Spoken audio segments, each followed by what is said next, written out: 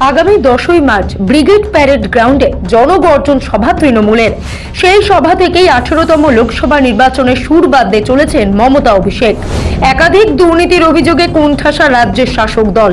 দুর্নীতির অভিযোগে জেলবন্দি তৃণমূলের একাধিক হেভিওয়েট নেতা মন্ত্রী, তার উপর গোদের উপর বিস্ফোরা হয়ে দাঁড়িয়েছে সন্দেশখালীর ঘটনা।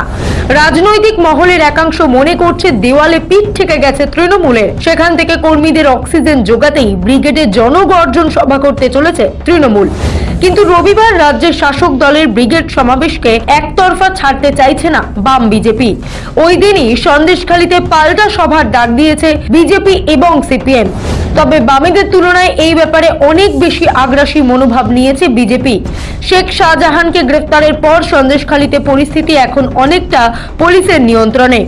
এখনই সেখানে বড় কোনো রাজনৈতিক সভার অনুমতি দিতে চাইছে না প্রশাসন।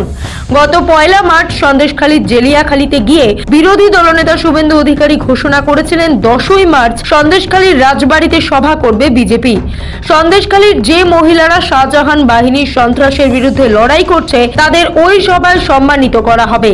পর্যবেক্ষকদের মতে মমতা বন্দ্যোপাধ্যায় মহিলা জনভিত্তিতে ভাগ বসানোর বিষয়টিকে এবার পাখির চোখ করে নিয়েছে বিজেপি। সেই কারণেই সন্দেশখালীর ঘটনাকে জিইয়ে রাখতে চলেছে বিজেপি। অন্যদিকে বুধবার বারাসাতে জনসভা করতে চলেছেন প্রধানমন্ত্রী নরেন্দ্র মোদী। জানা গিয়েছে সন্দেশখালীর ঘটনাকে সামনে রেখে ওই সভায় অন্তত 50,000 মহিলা জমায়েতের লক্ষ্য নিয়েছে বাংলার প্রধান বিরোধী দল। ব্যুরো রিপোর্ট, সময়, কলকাতা।